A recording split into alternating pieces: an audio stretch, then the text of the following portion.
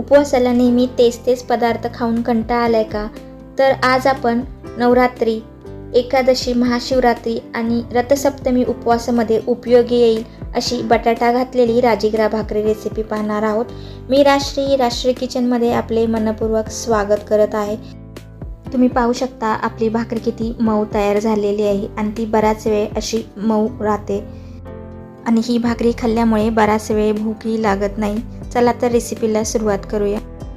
भाकरी बनवण्यासाठी मी इथे मध्यम आकाराचे 2 बटाटे उकडून घेतलेले आहेत आणि 1 कप मी इथे राजगिऱ्याचे पीठ घेतलेले आहे.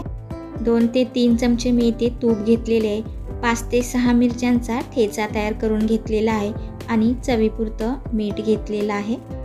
आता एका मोठ्या बाउलमध्ये हे उकडलेले बटाटे घेऊयात. आता आपल्याला हा बटाटा हाताने कुस्करून घ्यायचा आहे आणि मऊ करून घ्यायचा आहे. याच्यामध्ये गाठी अजिबात राहिल्या नाही पाहिजेत. गाठी असतील तर आपली भाकरी व्यवस्थित थापली जाणार नाहीत. तर एवढे मऊ असे आपल्याला ते कुस्करून घ्यायचे आहे. तर आता आपण याच्यामध्ये राजगिऱ्याचे पीठ घालून घेऊयात.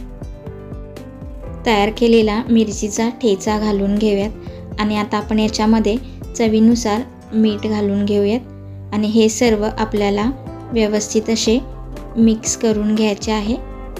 बटाटा पिठामध्ये व्यवस्थित मिक्स झाल्यानंतर अगदी 1 ते 2 चमचे पाणी वापरून आपण हे पीठ मळून घेऊयात. जर तुम्ही याच्यामध्ये बटाटा वापरणार नसाल तर तुम्ही हे पीठ मळण्यासाठी गरम पाण्याचा वापर करा, कारण की राजगिरा हा ग्लुटन फ्री असल्यामुळे त्याला अजिबात चिकटपणा नसतो. त्यामुळे आपली भाकरी किंवा चपाती व्यवस्थित अशी लाटली जात नाही. तर त्यासाठी आपण हे पीठ मळण्यासाठी गरम पाण्याचा वापर करायचा आहे, म्हणजे पिठाला चिकटपणा येईल.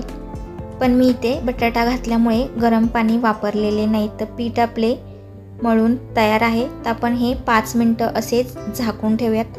5 मिनटं झालेले आहेत. तर आपण थोडेसे तूप लावून पुन्हा एकदा हे पीठ व्यवस्थित असे मळून घेणार आहोत, म्हणजे आपल्या भाकरी व्यवस्थित अशा थापल्या जातील.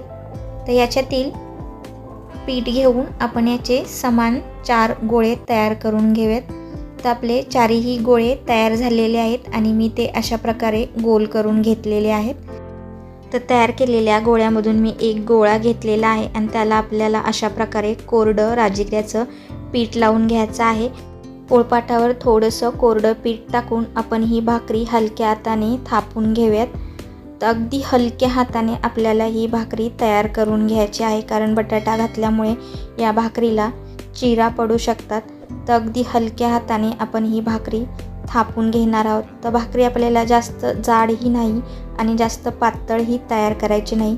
तर आपली भाकरी आता तयार झालेली आहे. तर तवाही आपण गरम करून घेतलेला आहे. तर त्या तव्यावरती आपण ही भाकरी टाकून घेऊयात आणि भाकरीला पाणी लावून घेऊयात. तर अगदी थोडंसं पाणी आपल्याला भाकरीला लावून घ्यायचं आहे. तर सर्व भाकरीला व्यवस्थित असे पाणी लावून झालेले आहे.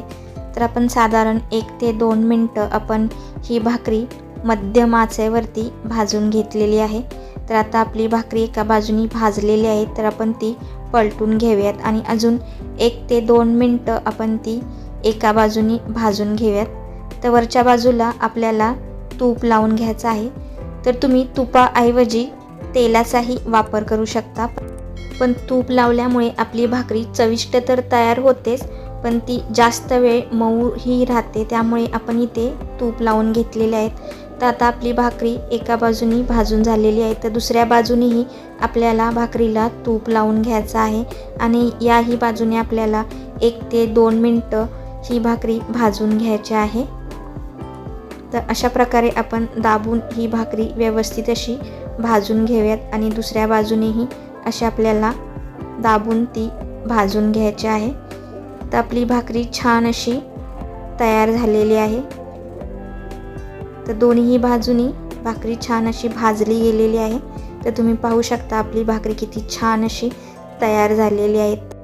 राजगिऱ्यामध्ये प्रथिने आणि फायबरचे प्रमाण जास्त असते. यामुळे ही भाकरी खाल्ल्यामुळे बराच वेळ भूकही लागत नाही, पोटही भरते आणि ही भाकरी पचायलाही हलकी आहे. तर बाकीच्याही भाकरी आपण अशाच प्रकारे तयार करून घेतलेल्या आहेत. तर तुम्हाला माझी ही रेसिपी कशी वाटली हे कमेंटद्वारे मला नक्की कळवा आणि आवडल्यास रेसिपीला लाईक आणि शेअर करायला विसरू नका.